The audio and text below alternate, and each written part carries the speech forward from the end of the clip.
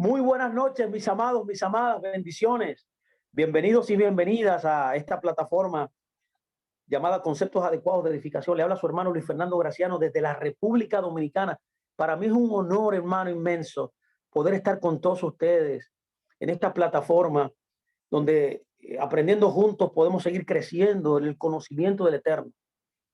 Así que gracias de verdad por la sintonía, gracias porque está con nosotros.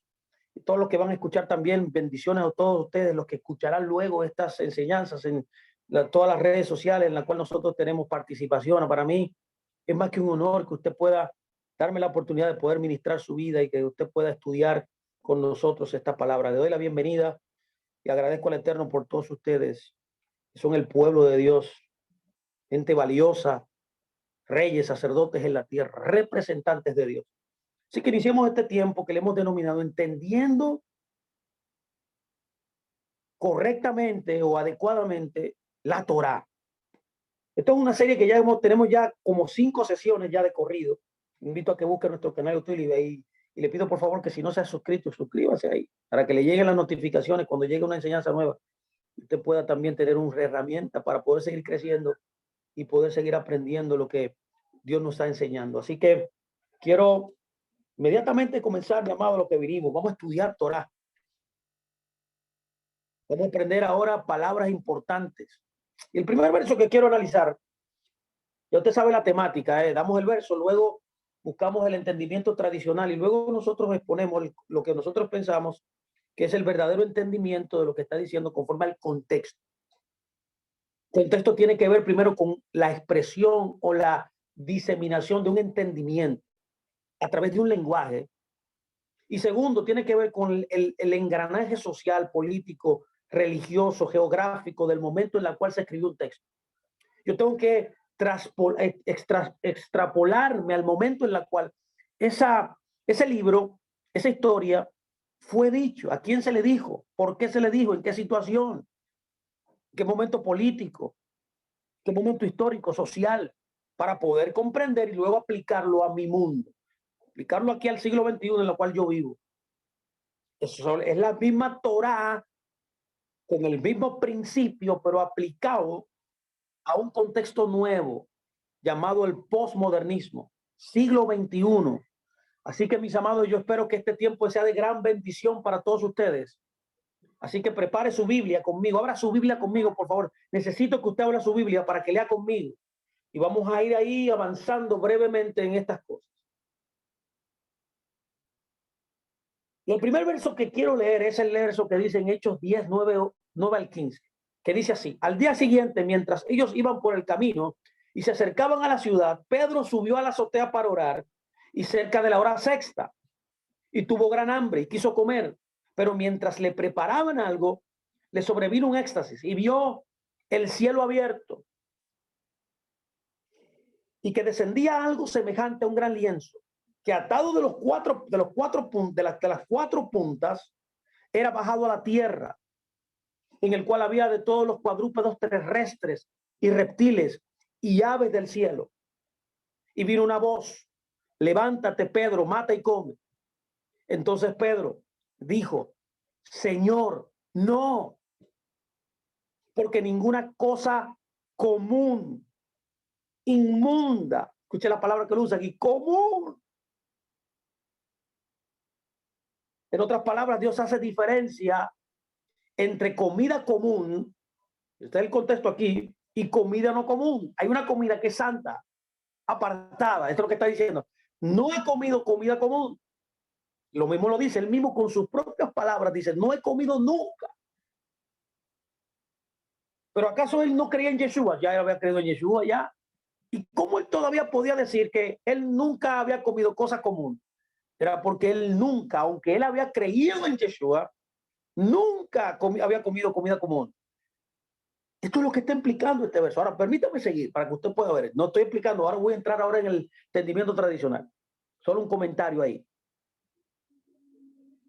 Volvió la gran voz a él la segunda vez. Lo que Dios limpió, no lo llames tú común. Ahora vamos a ver qué es lo que se refiere.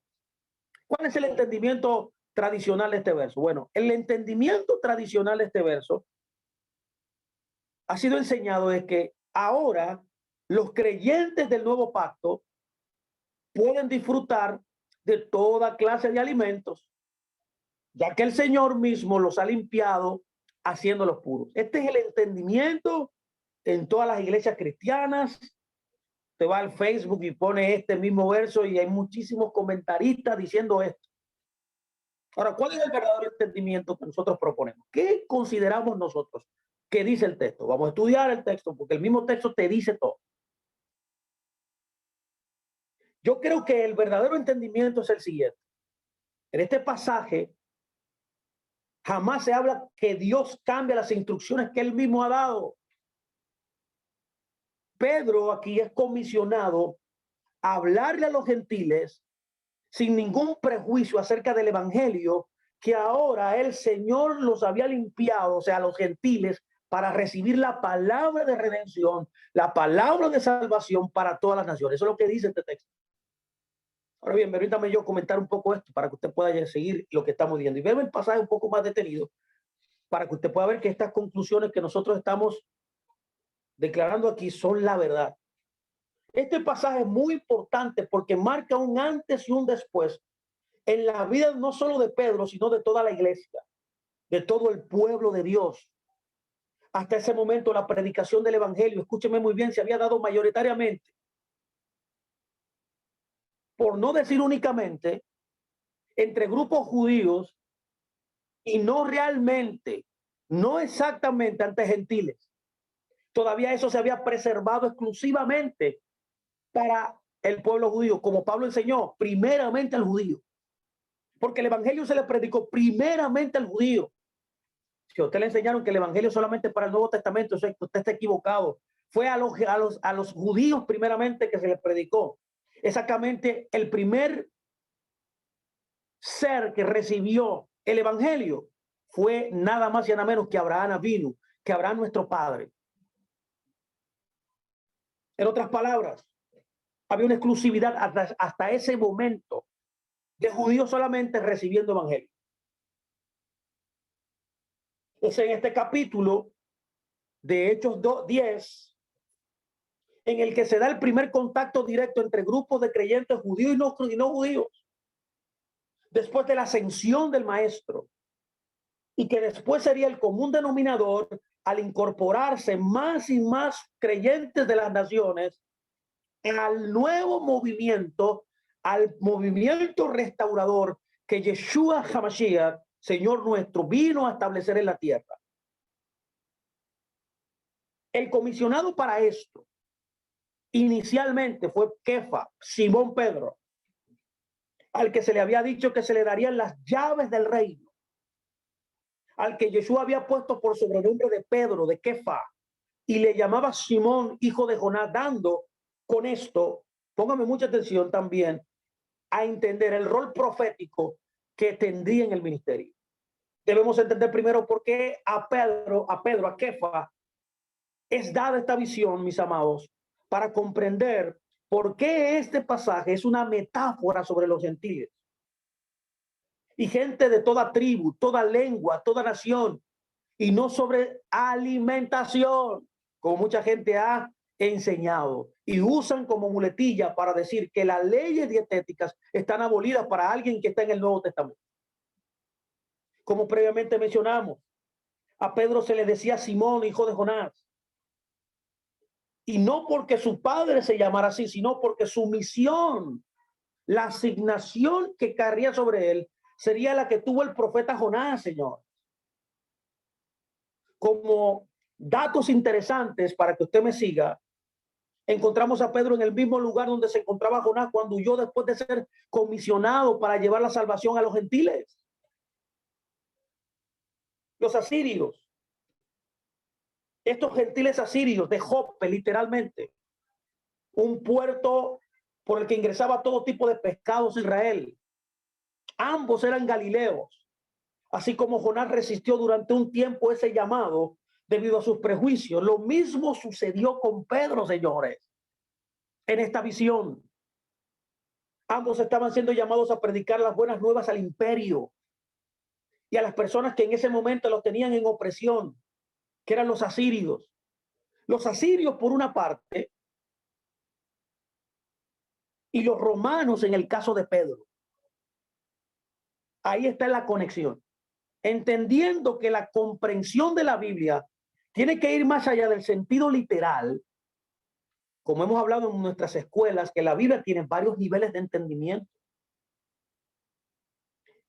Fue dada para que nosotros comprendamos la multiforme gracia de Dios. Es por eso que el libro de Efesios dice comprendiendo la multiforme gracia. De manera que la palabra tiene múltiples manifestaciones, múltiples formas a la cual es dada, entregada a un pueblo. Y también tenemos que entender que el uso de alegorías respecto a un personaje se usan para entender la misión de otro.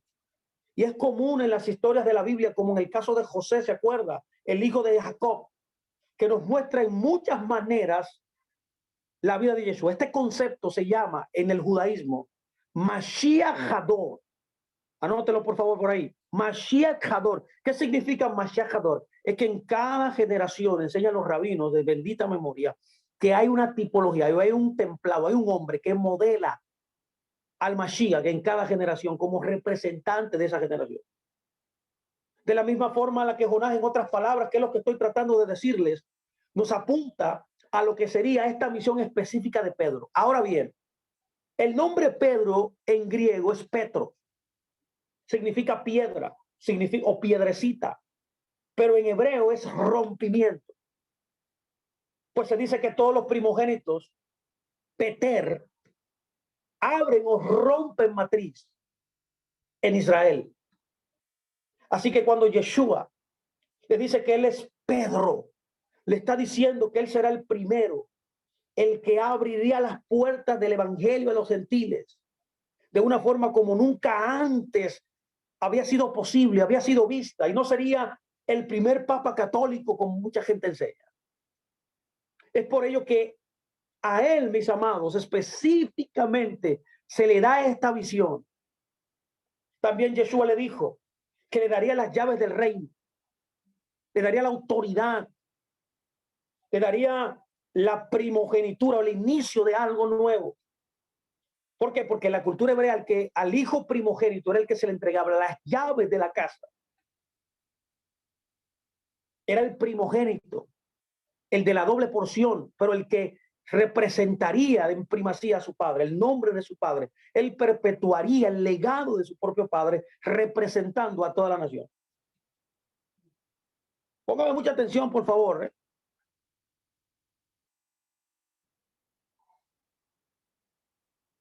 No solamente él sería él sería el poseedor de la salvación, indicando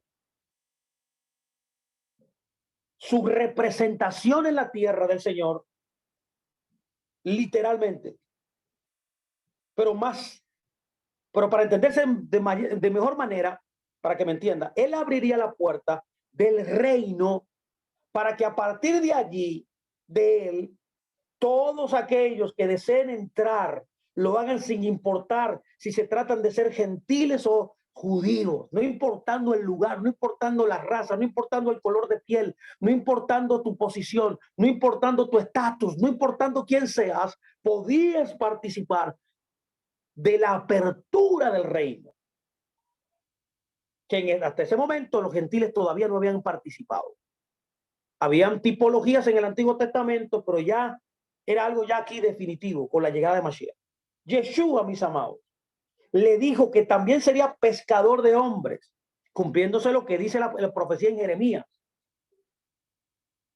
Y en Hechos 2, en el día de Pentecostés, donde comienza a ejercer su nuevo oficio, el Señor tenía planeado, mis amados, extender esta pesca ahora al pueblo gentil. ¿Se acuerda usted que cuando Pentecostés llegó, el primer mensaje que este Señor dio, que fue Pedro, se convirtieron y entraron a las aguas 5,000 personas?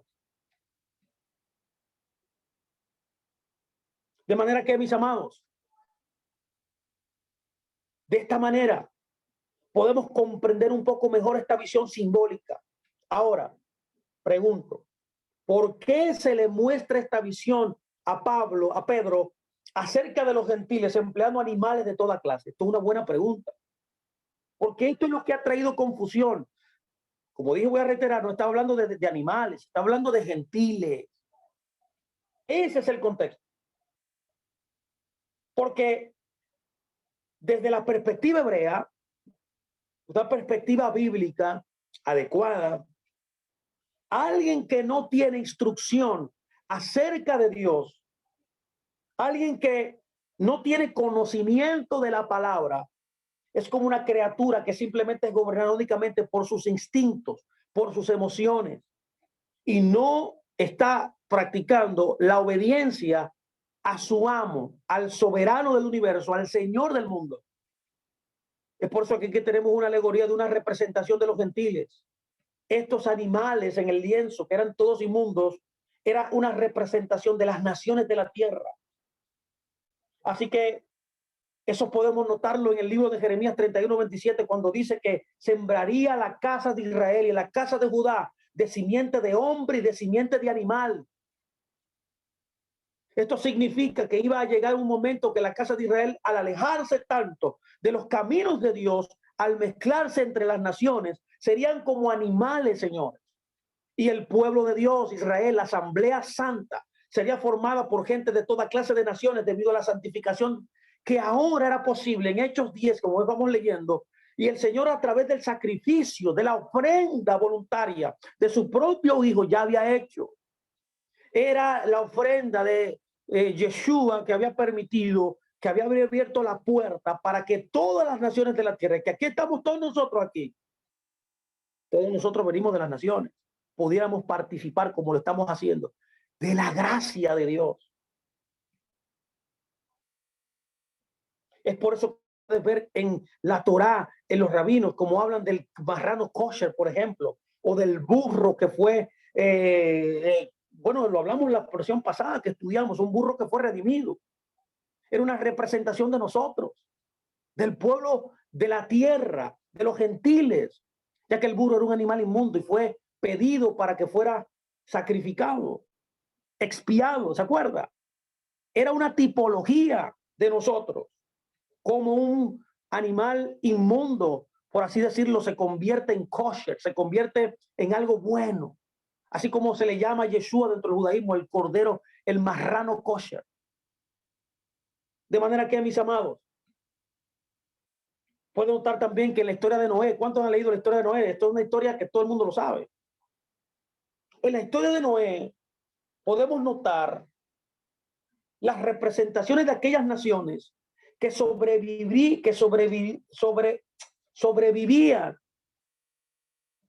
o sobrevivirían de la tribulación y entrarían al Olánaba, al milenio, como se conoce, junto con todo el pueblo de Dios, que era una representación de los 8 que fueron salvos, preservados por el Eterno en el arca.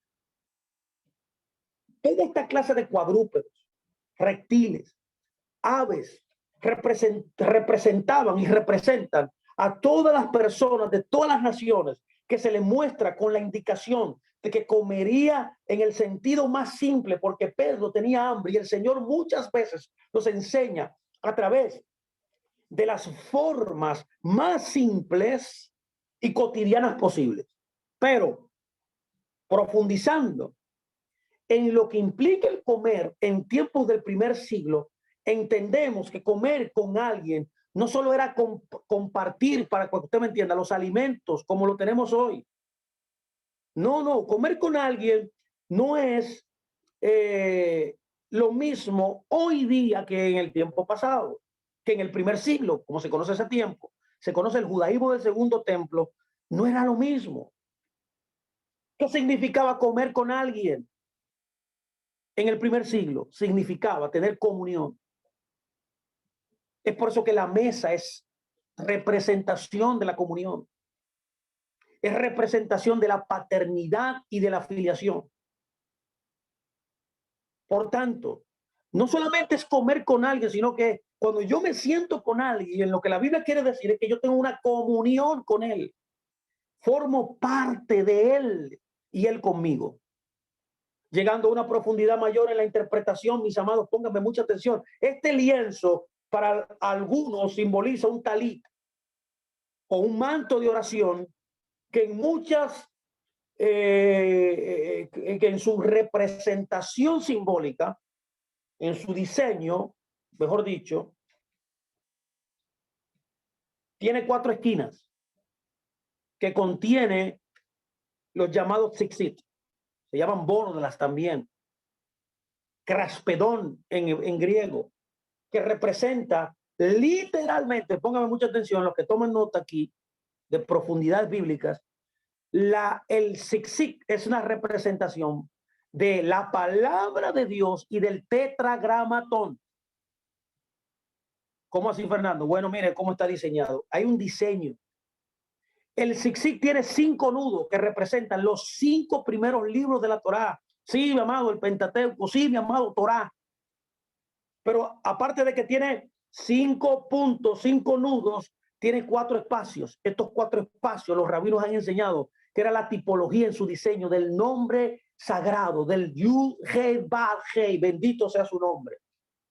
Por tanto, ¿se acuerda usted cuando esa mujer del flujo de sangre toca el borde del manto de Mashiach, del Melech Mashiach?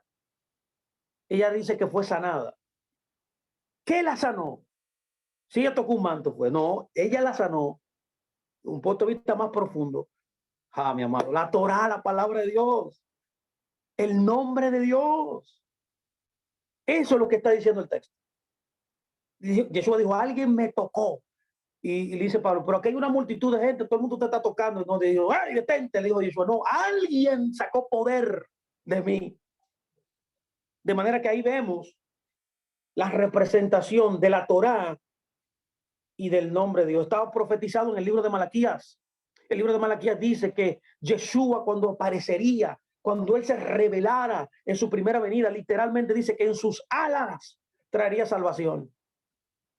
Ser sano es salvarte en la Biblia.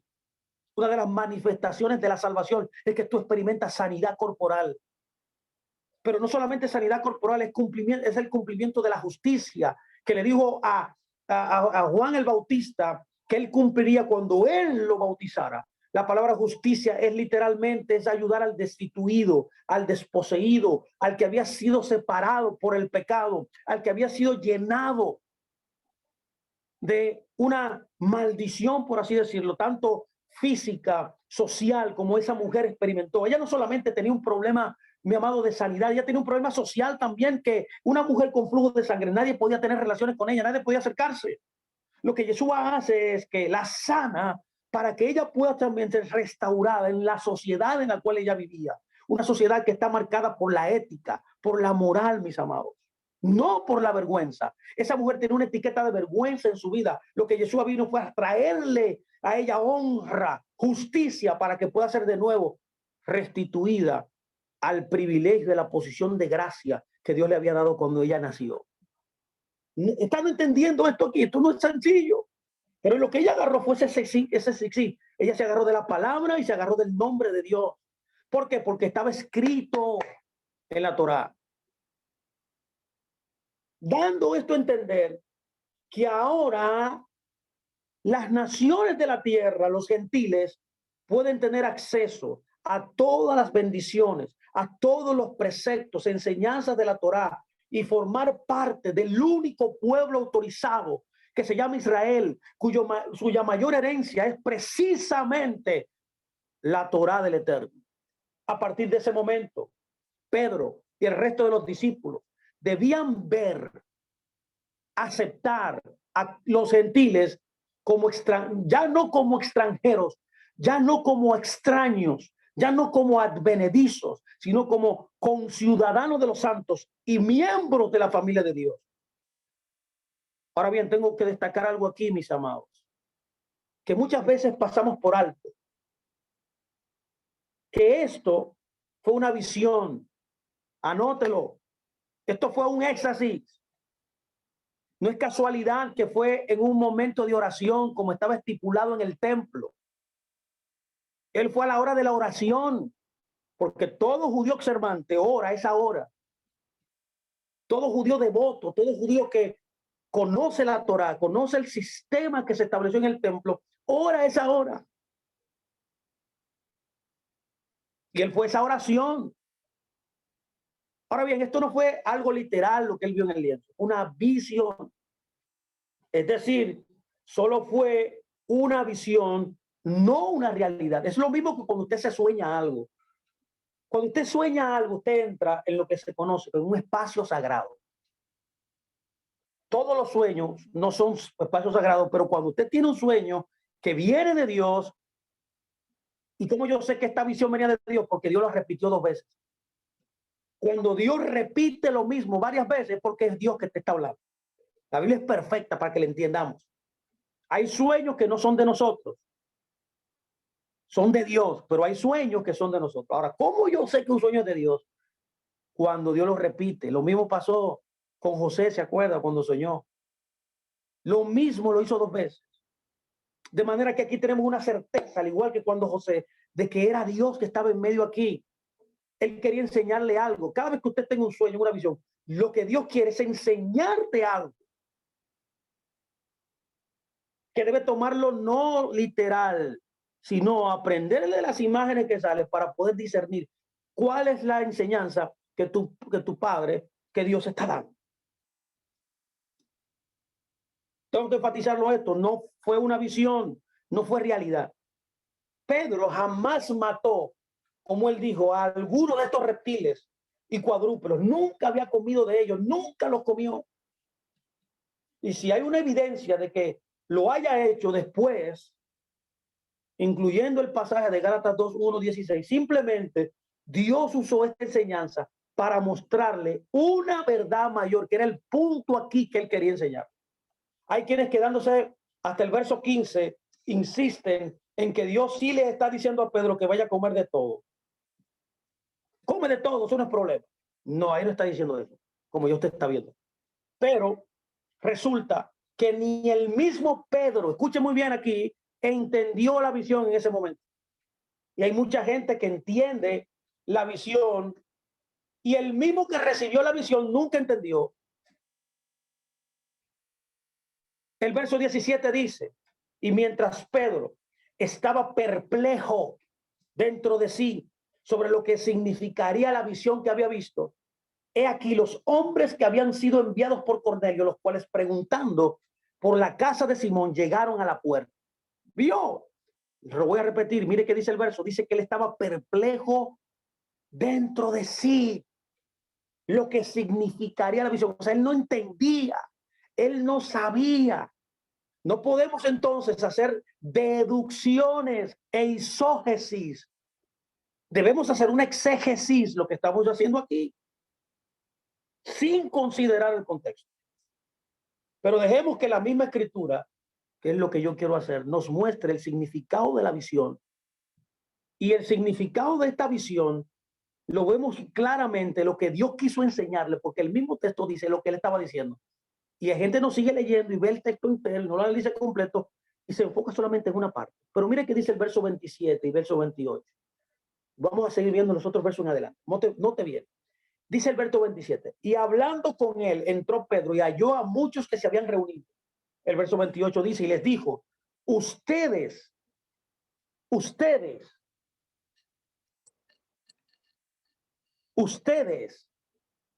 saben cuán abominable es para un varón judío juntarse o acercarse a un extranjero.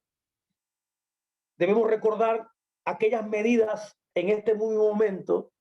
Para los que no tienen un contexto histórico, nosotros hemos investigado este contexto histórico. Recordarles que habían medidas que habían sido introducidas. Eso se llama un cerco de protección a la Torá para evitar transgredir algunos mandamientos. Bueno, eso lo hablamos en la clase pasada, que algunos rabinos establecieron unos sistemas de cercar la Torá para que no se transgrediera y se convirtieron en mandamientos de hombres. Este concepto se llama takanot, que era conocida bien claramente por todos los judíos. El texto continúa diciendo, pero a mí me ha mostrado Dios que a ningún hombre llame común o inmundo. Usted ve ahí que ya le explica a qué se refiere. Esos animales que usted vio en la visión, una visión, no algo literal, es lo que está de quiénes eran esta visión. Estos hombres que él dice aquí en el verso 28. Nadie llame a ningún hombre inmundo común. La pregunta que yo voy a hacer ahora es, ¿en qué momento Dios le dice eso? Se lo dice en el verso 15, que leímos anteriormente, indicándoselo respecto a los animales de la visión y nunca, mis amados, póngame mucha atención, de las personas. Aquí Pedro ya empieza a darse cuenta que la visión no tenía que ver con alimentación, sino como el verso 28 dice, eran personas tipificadas alegóricamente en esta visión. Esos animales que vio en el lienzo eran una tipología de personas, eran gentiles, por lo cual, dice el verso 29, al ser llamado, vine sin replicar. Así que preguntó, ¿por qué causa me han hecho venir? Pedro aquí entendía el significado de la visión, no así del todo el propósito. Entonces el verso 30 dice, entonces Cornelio dijo, hace 4 días que a esta hora yo estaba en ayunas y a la 9ª hora, mientras oraba en mi casa, vi que se me puso delante de mí un varón con vestido resplandeciente. Óyeme, Cornelio está diciendo eso. Y dijo Cornelio, tu oración ha sido oída, tus limosnas han sido recordadas delante de Dios. ¿Sabe usted quién era Cornelio? Era un tipo de gentil de los 5 que hay en la escritura. Este tipo de gentil se llama un temeroso de Dios. Son personas que conviven con el pueblo de Dios, se identifican con el pueblo de Dios, participan de la cultura del pueblo de Dios, pero no hagan el paso final de convertirse al judaísmo. Eso era Cornelio.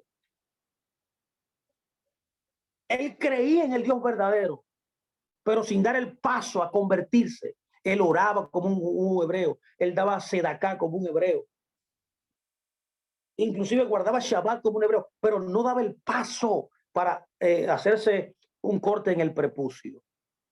Póngame atención. Luego el verso 32 dice, envía pues a Jope y haz venir a Simón, el que tiene por sobrenombre Pedro, el cual mora en la casa de Simón. ¿Te vio? Que Dios mismo le dice a él que manden a buscar a Pedro, un curtidor junto al mar, y cuando llegue, él te hablará. Ya porque ya Dios le había revelado que ya que las naciones de la tierra, los gentiles habían sido libres, habían sido ya limpios. El verso 33 continúa diciendo, entonces Pedro, abriendo la boca, dijo, en verdad comprendo que Dios no hace acepción de personas. Es aquí donde está el contexto de esta visión. Dios no hace acepción de personas. Ahí es que él pudo entender, se le prendió el bombillo. Él dice, en verdad comprendo, dijo.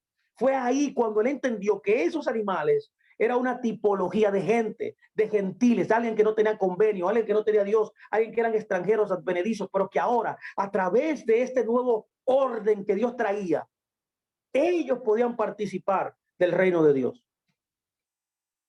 Esto quedó claro allá ahí. El que entendió el significado, el propósito de haber tenido esa visión, que Dios no hace acepción de personas. El verso 35 y 36 dice, sino que en toda nación se agrada del que me teme y hace justicia. Dios envió mensajes a los hijos de Israel anunciando el evangelio de la paz por medio de Yeshua. Este es el Señor de todo. Qué hermosura qué tremenda palabra hemos aprendido hoy, mi amado. Estamos siendo libres hoy. La evidencia más grande de que Dios estaba respaldando estas acciones que estoy acabando de decir fue que recibieron el Espíritu. ¿Qué selló todo esto? El recibimiento del Espíritu de la misma forma cuando en el día de Pentecostés llegó el Espíritu y llenó a todo judío que fue y migró a celebrar Torah, a celebrar la fiesta de Pentecostés. Usted ve que usted puede celebrar la fiesta del Señor y recibir el Espíritu de Dios. ¡Ay, qué lindo es esto! Esto certifica esta visión de que Dios había permitido que las naciones del mundo entraran en su reino. ¿Por qué? Porque recibieron el Espíritu Santo como sello de la presencia de Dios en sus vidas. Eso lo podemos ver en el verso 44 y 46. Recordemos que en ese momento solo los judíos habían recibido el bautismo del Espíritu, por lo que estamos ante una nueva forma de conversión nunca antes vista. Por medio de los méritos, por medio de las virtudes de Yeshua HaMashiach, bendito sea su nombre.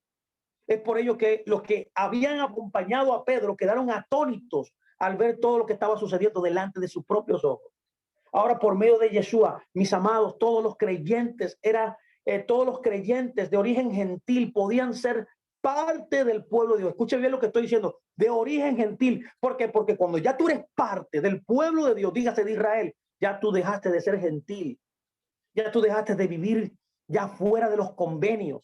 Ya tú dejaste de vivir fuera del culto. Ya tú dejaste de vivir de la Torá, fuera de la Torá. Aquí tenemos la evidencia del bautismo del Espíritu Santo, que respaldaba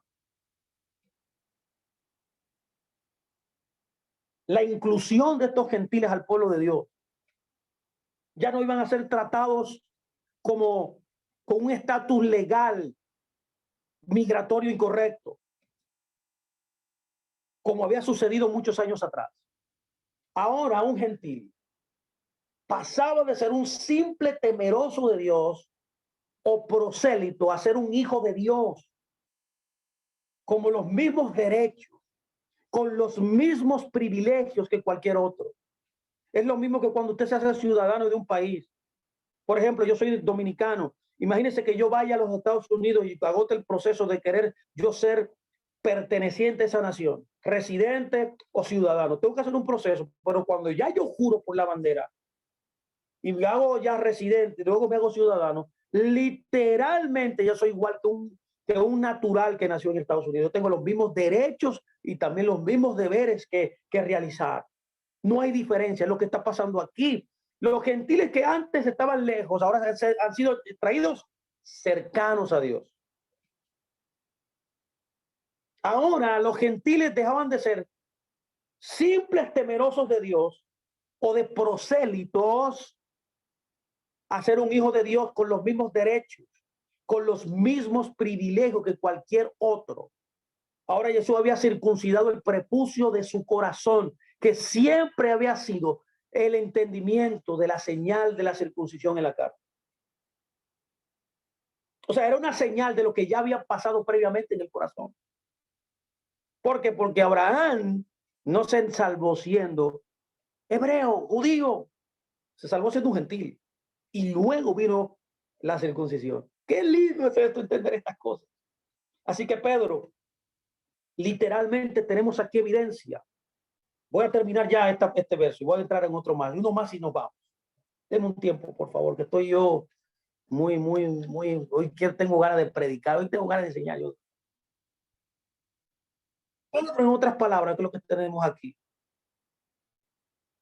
Abrió las puertas del reino, en otras palabras. Dios le ayudó a ser participante, el privilegio de él ser la persona que abriera las puertas del reino para que todo el que le teme a él y hace justicia entre a ser parte del pueblo de Dios. Por ello, se le dieron las llaves del reino. Pedro no podía ahora repartir Biblias quizás como se haría hoy en día cuando un gentil o alguien se convierte. Luego de conocer a Dios y que sea salvo en una congregación. Esto era el inicio de una relación. Esto era un inicio de una amistad ahora entre los que venían naturalmente de las naciones con los judíos que estaban ya siendo parte del reino. Al conectarse esos judíos, por ejemplo, para que usted me entienda, que ya tenían mucha trayectoria en el camino de conocer a Dios. Y es lo que nosotros hemos hecho, que estamos caminando en este camino de las raíces hebreas. Nos estamos afianzando en el conocimiento de las cosas que Dios reveló en su Torá. ¿De quién? De gentiles, no de judíos, porque ellos son los que tienen ya 4000 años obedeciendo Torá. ¿Qué es lo que nosotros debemos obviar? Los takanot, los Maazín, los Geresim, que son que mandamientos de hombres. Pero lo que Dios reveló en el monte Sinai, que es Torah, eso es lo que nosotros debemos obedecer, igual que ellos. Ellos ya tienen práctica, ellos saben, ellos tienen miles de años, miles de maestros estudiando estos libros y dándonos la enseñanza de lo que los códigos, los códices hebreos nos enseñan. De manera que ya el perjuicio fue en esta revelación, yo le estaba diciendo, el perjuicio se terminó. Y eso se evidenció cuando al llegar Pedro, 6 testigos a la casa de Cornelio. Dios debía mostrarle con hechos que él tenía más pueblo de los que creían. Él estaba diciendo a los judíos, yo no solamente desde el principio lo quise llamar a ustedes, en otras palabras. Yo tenía un plan para el mundo. Desde Abraham yo había profetizado que las naciones de la tierra estaban incluidas en mi plan.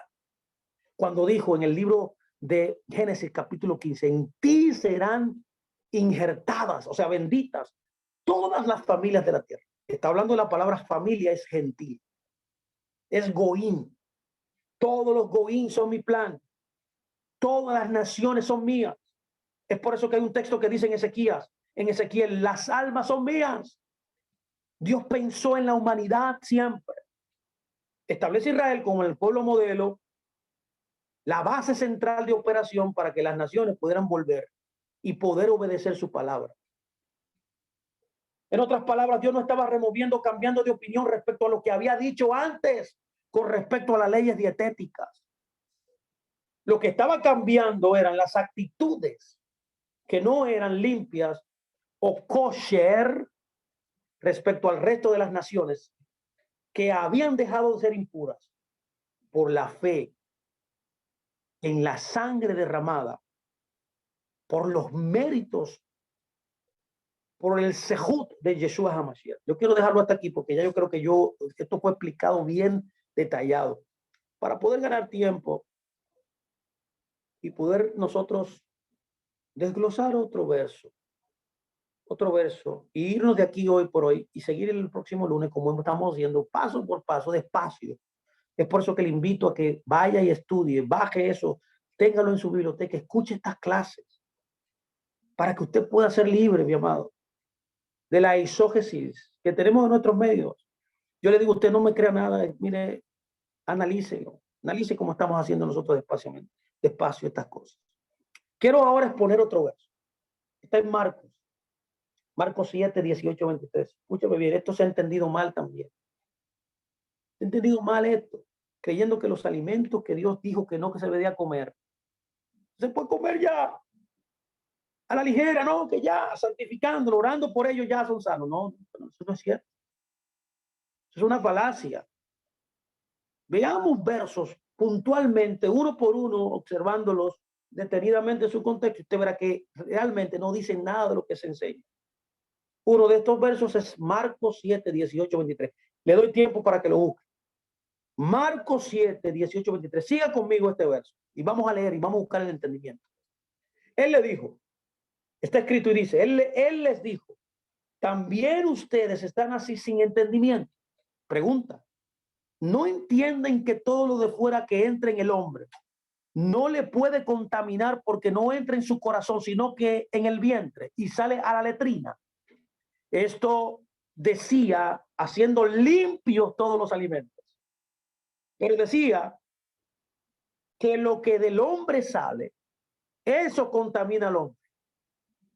Porque de dentro, del corazón de los hombres, salen los malos pensamientos, los adulterios, las fornicaciones, los homicidios, los hurtos, las avaricias, las maldades, el engaño, la lascivia, la envidia, la maledicencia, la soberbia, la insensatez.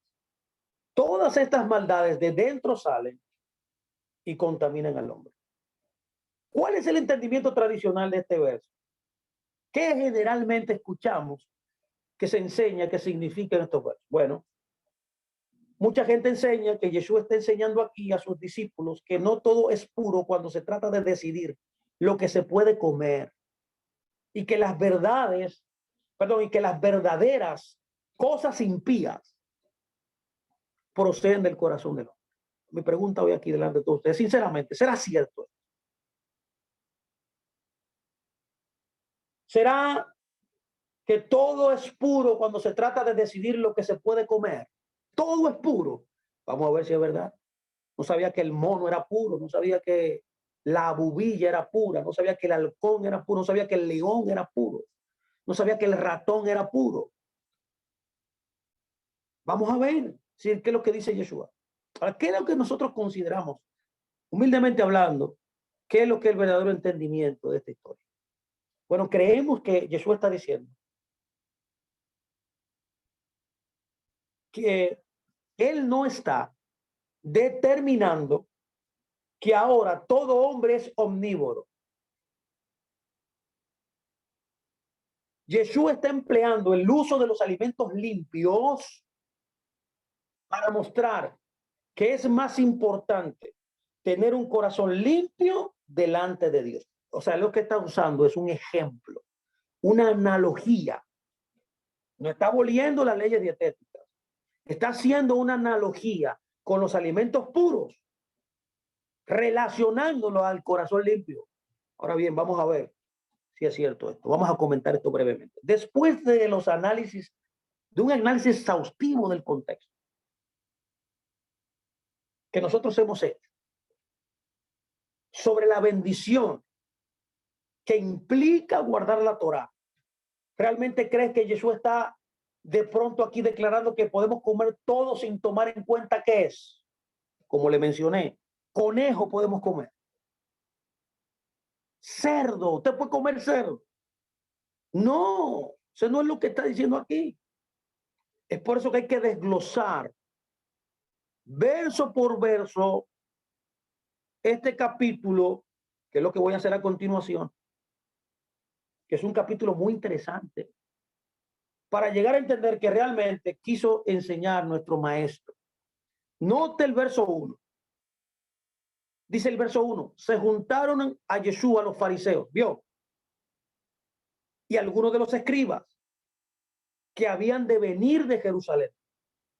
Quiero decirle a mi amado que estamos leyendo Marcos 7. Vaya a Marcos 7:1 y comience a verlo conmigo detenidamente.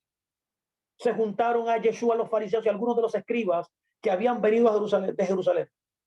Los fariseos, que eran personas observantes, devotas de la ley y de las costumbres establecidas.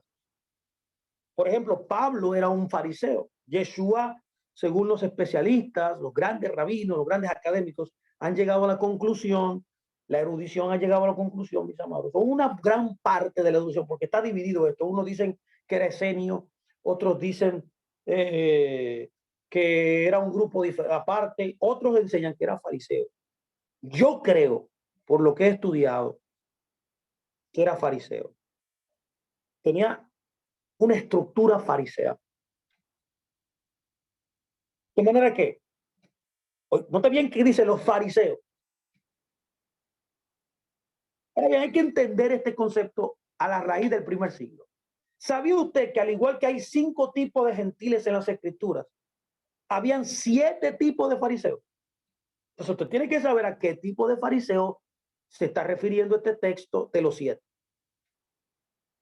Dentro de esos 7 tipos de fariseos, habían 2 de ellos que eran buenos.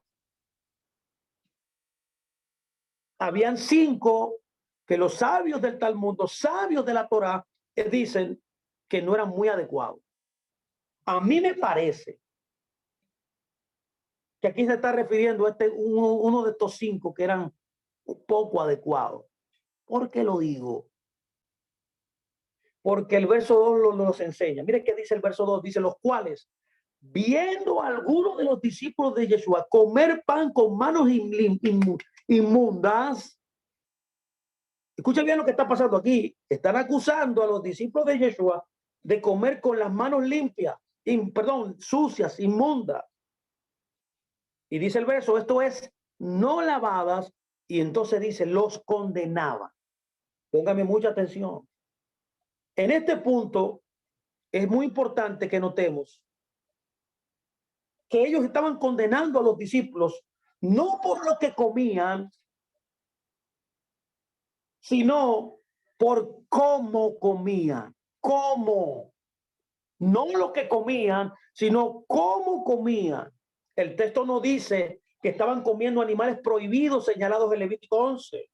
No dice eso, sino que esto nos empieza a mostrar el tema de este pasaje, que no son los alimentos. Si hubiesen estado violando directamente Levítico 11, se lo hubiesen mencionado de inmediato a Yeshua. Pero aquí no está diciendo eso. Está diciendo que ellos comían con manos inmundas. Nótelo ahí, este es lo primero. Vamos a seguir para que usted pueda ver. El verso 3 dice, porque los fariseos y todos los judíos, aferrándose a la tradición de los ancianos, lo que hablamos en el verso que analizamos anteriormente, los takanot, ¿se acuerda? Y en la sesión pasada también, que hablamos un poco de esto, aquí no se está refiriendo a la Torá. La tradición de los ancianos son los takanot, son los mandamientos hechos por estos movimientos que eran expresiones de su propio entendimiento, no la Torá. Por eso dice, aferrándose a la tradición de los ancianos, porque los fariseos y todos los judíos, aferrándose a los takanot, a la tradición de los ancianos, si muchas veces no se lavaban las manos, no comen. El verso 4 dice, y volviendo de la plaza, si no se lavan, no comen, porque era una tradición de lavarse las manos. Y otras muchas cosas hay que tomaron para guardar, como los lavamientos de los vasos de beber y de los jarros y de los utensilios de metal y de los lechos. Usted está viendo que aquí esta persona tenía un nivel de entendimiento propio. Era un entendimiento que ellos habían establecido en su sistema propio de conceptos. No lo que la Torah dice. Aquí nos muestra entonces el tema del capítulo. Aquí está el contexto. ¿Qué era el tema? Aquí, ¿cuál es el tema aquí de Marcos 7? Aferrarse a la tradición de los ancianos como si fuese un decreto de Dios, señores. Los fariseos se lavaban las manos varias veces antes de comer. Y como dice, bueno, encontré un interlineal que dice, a no ser que hasta el codo se laven las manos, no comen. Dice un interlineal, como en el caso del día de reposo. Nuevamente aquí tenemos una diferencia de interpretación. Ahora, literalmente sobre cómo comer, no qué comían, sino cómo comían, porque era una tradición lavarse las manos. Ese es el énfasis aquí. Ahora, ¿quién fue que estableció estas cosas? Póngame mucha atención. Ahora estamos en un proceso de cultura del primer siglo. ¿Quién establece este sistema? Bueno, fue un gran rabino llamado Shammai, quien enseñó en el primer siglo que sus discípulos tenían que lavarse las manos 3 veces antes de comer y que de no hacerlo, aunque la comida fuera bíblicamente permitida, ya no era limpia, ya no era kosher, debido a no cumplir el lavamiento de las manos como el Shammai lo había determinado. Es a quien Jesús se dirige en Mateo 23, cuando dijo, tú eres un hipócrita. Se lo dijo 7 veces. Se refería a Shammai, mis amados. En el primer siglo habían 2 escuelas básicas que se le llamaban los 2 sugot. ¿Quién eran los 2 sugot? Shammai y Hillel. Hillel muere en el año 10. Y luego, quien toma preeminencia, influencia mayor en el pueblo de Dios en ese momento fue Shammai, que era una persona que era cerrada, era una persona muy ortodoxa, era una persona que había incluso establecido 18 decretos para alejar a los gentiles a que no se convirtieran a Dios. Esto me había creado ciertas enseñanzas propias para, como un cerco, sí, para proteger Torah, pero que en el proceso del tiempo eso se fue convirtiendo, mis amados, en una barrera para que las naciones de la tierra, inclusive también los judíos, como en este caso, que él estableció que debían lavarse 3 veces, y aunque comieran un alimento permitido, estaban violando la ley al no lavarse 3 veces. ¿Usted está entendiendo lo que estamos diciendo? En otras palabras, este grupo de Shammai eran muy meticulosos en su higiene al comer. El problema no es ser meticulosos, mis amados, al lavarnos las manos como Shammai había establecido, ya que en el sentido común nos dice que debemos hacerlo antes de comer. Si no queremos enfermarnos, por ejemplo, en nuestros pueblos hay una tradición en los lugares rurales. Bueno, mi familia, de la parte de mi madre, son personas que vienen del campo, son personas que eran trabajadores de la tierra. Y desde muy pequeño, cuando yo iba allá, me acuerdo yo que allá, antes de comer, había una ponchera, una cantina de agua y un paño al lado de la mesa. Y ahí todos nosotros, antes de comer, al sentarnos toda la mesa, digamos uno por uno a lavarnos las manos. Es muy parecido a lo que los hebreos o judíos hacen. Cuando un judío se lava las manos, comienza con la mano derecha. Mano derecha, luego la mano izquierda, mano derecha, luego la mano izquierda, mano derecha, luego la mano izquierda, y concluye la séptima, porque eran 7 como chorros de agua que se echaban. Y en la séptima quedaba en la mano derecha. ¿Por qué en la mano derecha? Iniciaba en la mano derecha y terminaba en la mano derecha, porque la mano derecha significa espiritualidad. ¿Vio cómo todo encaja perfectamente aquí? Esa tradición la creó Shammai, que no está en la escritura, señores. Eso es lo que está pasando aquí. Era una meticulosidad que luego esto se convirtió en comenzó como una telaraña y luego se convirtió en cadenas de hierro, en un dogma, en una tradición, a tal grado que en cuanto veían a los otros no hacerlo, los condenaban. Era un espíritu de religiosidad. Es lo que pasa en muchas congregaciones cristianas también. Que han creado sistemas de hombres que el que no entre y se amolda a esa subcultura lo señalan que está perdido o que ya perdió el reino. De manera que, como vimos al inicio, esto se conoce como los takanot, como los mijaín también, como los maazim de los rabinos, que aunque tiene un valor legal, jamás puede estar por encima del espíritu, de la esencia de la Torá, lo cual fue dada para beneficio del hombre y no para que sea una carga. Mire que continúa diciendo el verso 5. Le preguntaron pues los fariseos y los escribas, ¿por qué tus discípulos no andan conforme? Pongan mucha atención a la tradición de los ancianos. ¿Tú ves qué dice ahí? No dice Torah. Si dijera Torah fuera otra cosa, yo digo, bueno, ya es verdad. Pero aquí no dice eso. Aquí dice a la tradición de los ancianos, sino que comen pan con manos inmundas. Porque el tema era el lavado de las manos. Eso es lo que está pasando aquí.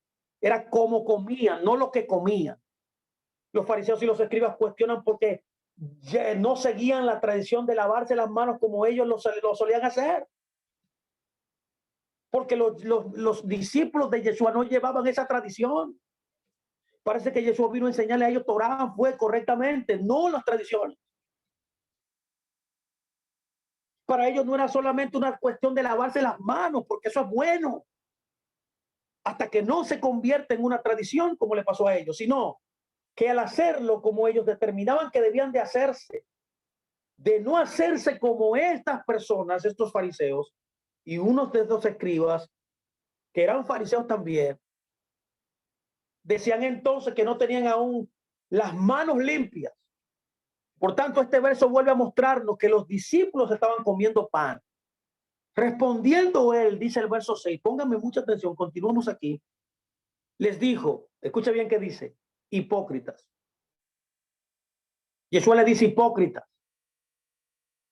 Respondiendo él dijo, hipócritas, bien profetizó de ustedes Isaías, como está escrito, este pueblo de labios me honra, mas su corazón está lejos de mí.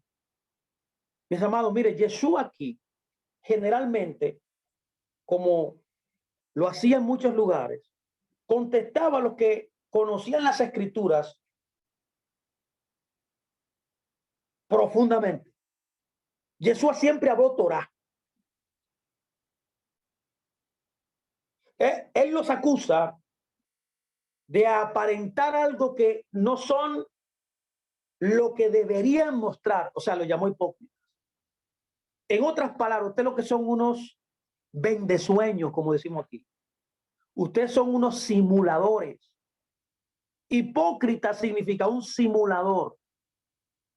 Parece que son, pero no son.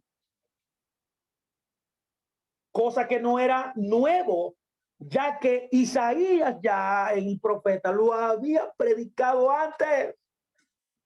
Porque es una condición humana en todas las generaciones. Y muestra literalmente la enseñanza de querer enfatizar el honrar a Dios con corazón puro y limpio. Que es la analogía que está usando Jesús aquí de animales, de alimento limpio, pero lo que realmente está diciendo es el corazón. Y luego dice el verso 7, porque en vano me honran, enseñando, aquí que está la clave de entenderlo todo ya. Tú ves que no está hablando de los alimentos puros, impuros, porque si hablara de los mandamientos puros, no dijera lo que dice aquí. Dice enseñando como doctrina, como Torá, como enseñanza, que es la Torá, lo que rige al pueblo de Dios, mandamientos de hombres. ¿Cuál es el punto aquí? La Torá, no, los mandamientos de hombres, los takanot, los mijaim, los maazim. En otras palabras, servir a Dios debe estar en armonía y debe ser congruente con lo que Él ha determinado en su palabra. No lo que yo me imagino, no lo que yo quiero, no lo que yo me sueño, no lo que lo que yo considero, no, lo que está escrito está, lo que está establecido en Torá. Aquí nos muestra el centro del problema. ¿Cuál es, Fernando? Dímelo aquí. Bueno, enseñar palabra de Dios,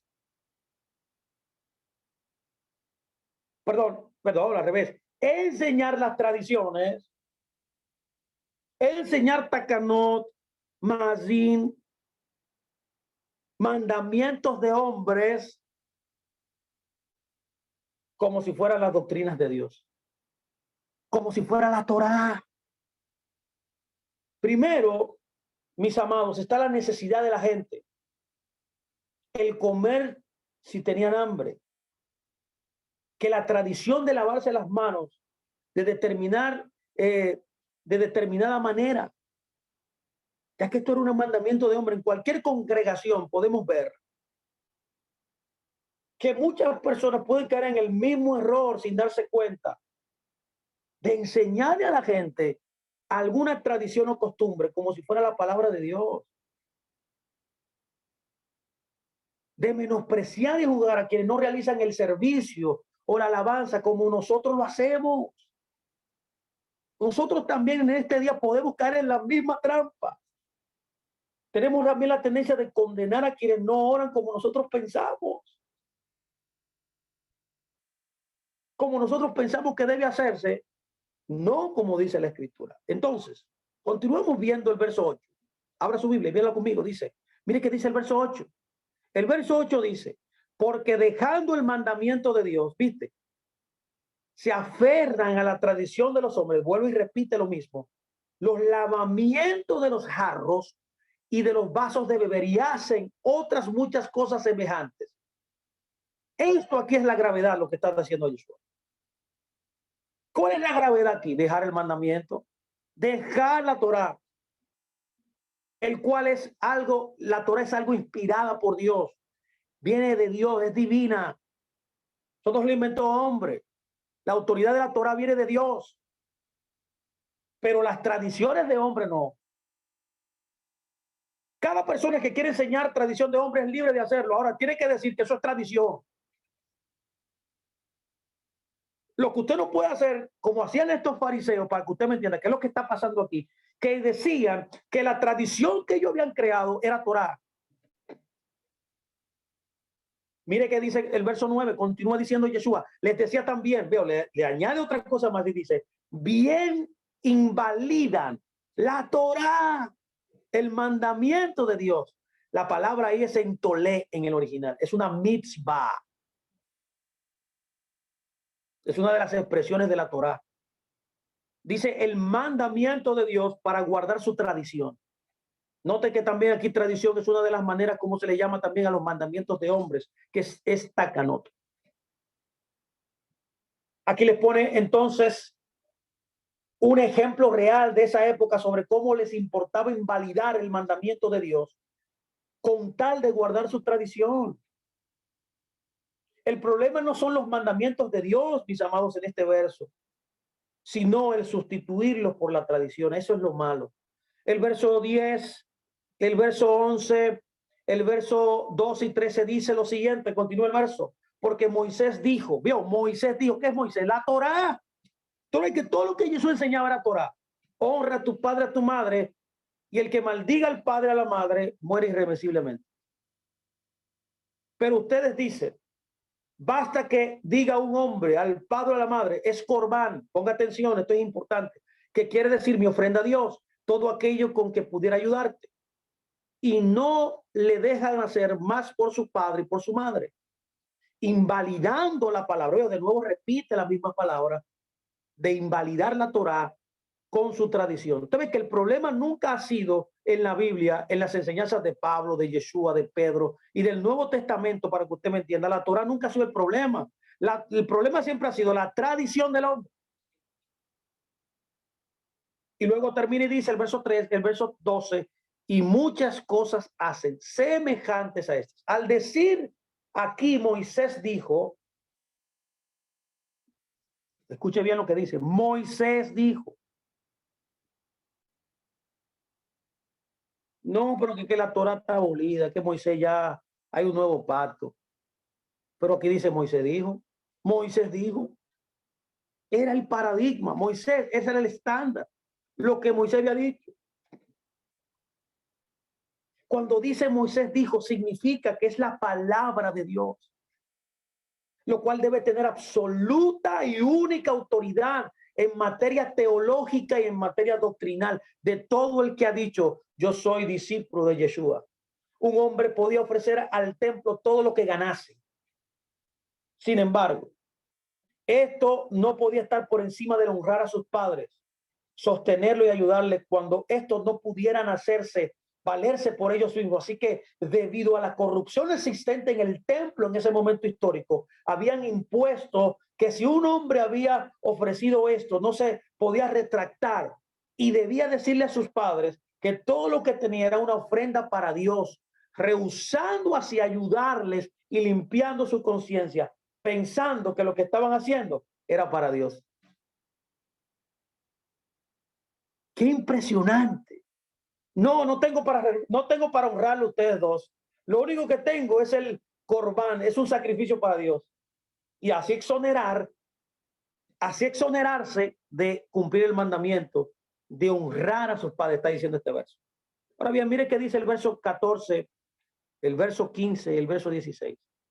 Yo quiero que usted pueda ver esto detenidamente. Le está cambiando el panorama. Ya está entendiendo mejor ya esto.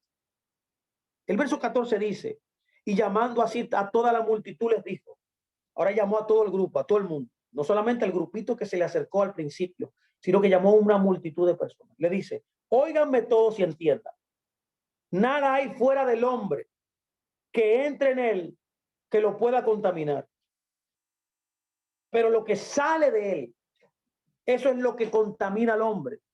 El verso 16 dice, si alguno tiene oídos para oír, oiga. Si alguno tiene oído para oír, oiga. En otras palabras, nada de lo que entra en el cuerpo que Dios ya ha limpiado por medio de su palabra. ¿Dónde están los animales, los alimentos que Dios por su palabra limpió? Bueno, en el lugar en Levítico, donde él estableció lo que el hombre debía comer y lo que no debía comer. Ya él estableció cuando entregó Torah que es limpio y que no es limpio. Ese alimento aún con manos inmundas, o sea, inmundas de acuerdo a los fariseos, no va a contaminar al hombre, sino lo que sale del corazón hipócrita delante de Dios. Para el corazón inmundo todo lo es inmundo y contaminado, pero para el que es inmundo, tampoco quieren decir estos versos, mis amados, mis amadas, que Yeshua no se lavará las manos antes de comer. Eso no es lo que está diciendo ahí, porque supuestamente él lo hacía.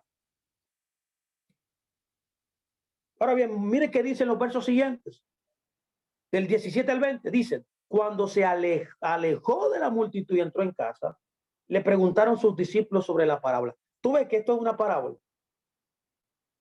¿Qué son las parábolas? Son una matriz de enseñanza.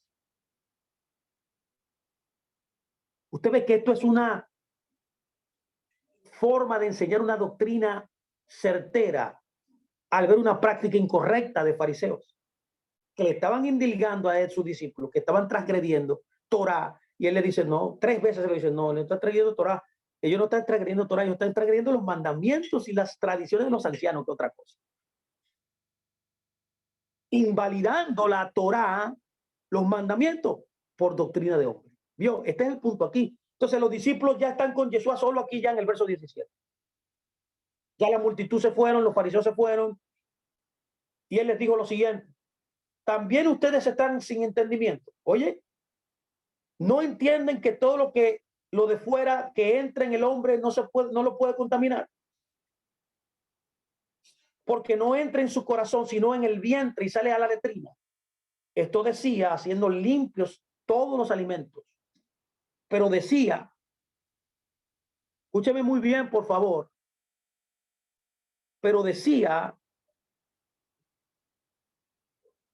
que de lo que el hombre sale, eso contamina al hombre. Entonces, ¿qué está diciendo?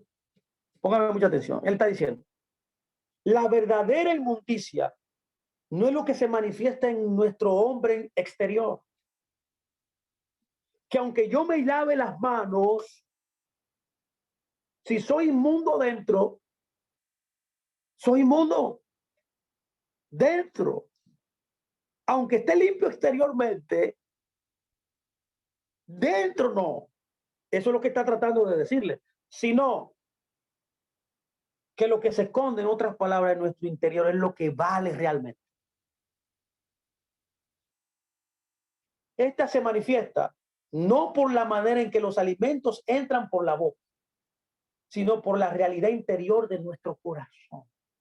Yeshua no está enseñando tampoco que no tenemos necesidad, mis amados, de lavarnos las manos antes de comer, sino revela la importancia de no perder la vista de la realidad de la fuente de una contaminación mucho más seria y mucho más profunda, que solamente puede ser resuelta, resquebrantada, puede ser, mire, limpiada, quitada, no por un ritual de purificación exterior, sino por la acción de la palabra del corazón del hombre. Cuando la palabra se siembra en un corazón, cuando la palabra entra y es parte tuya, te convierte en tu carácter, en ese momento eres limpio. Así que al hacer puros todos los alimentos, aquí Yeshua no está autorizando, como muchos han pensado, a partir de ese momento el tener una, por así decirlo, una orgía alimentaria.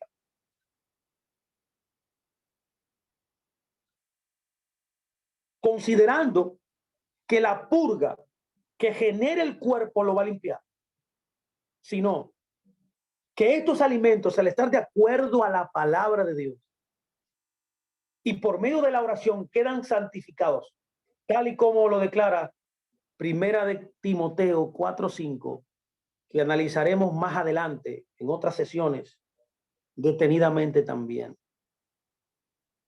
Este verso confirma que todo lo que se ora es porque ya estaba escrito en la palabra. Si tú estás comiendo algo que está escrito en la palabra, lo que lo certifica es la Torá. Por último, quiero ir cerrando ya. Si tomamos esto literal, como mucha gente lo toma y divulgando la que se habla de alimentos, él no está hablando de alimentos, está hablando, mi amado, del corazón. Él está usando una comparación de alimentos, sí, pero el punto central es el corazón.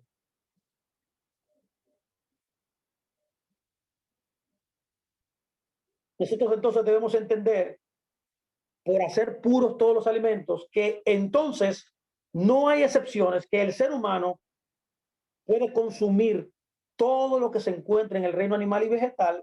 Entonces podríamos argumentar que usar marihuana es permitido,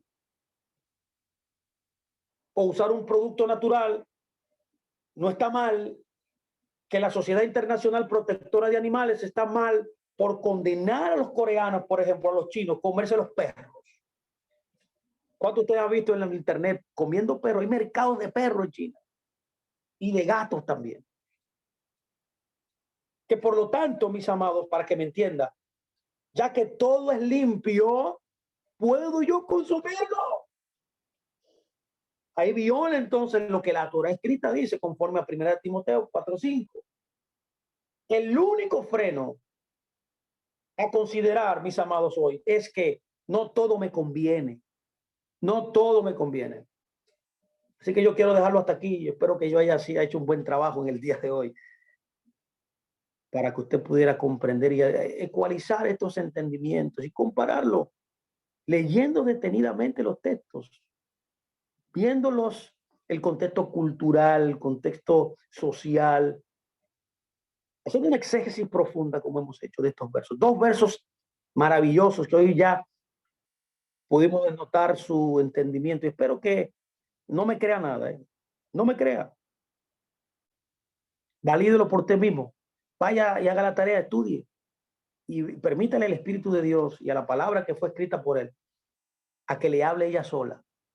Así que un abrazo a todos ustedes, agradecido del Señor que me ha dado el privilegio de compartir con todos ustedes. Esperamos continuar aprendiendo juntos el próximo lunes en esta escuela llamada Conceptos Adecuados de Edificación. Así que me despido a todos ustedes, que tengan un resto de la noche maravillosa.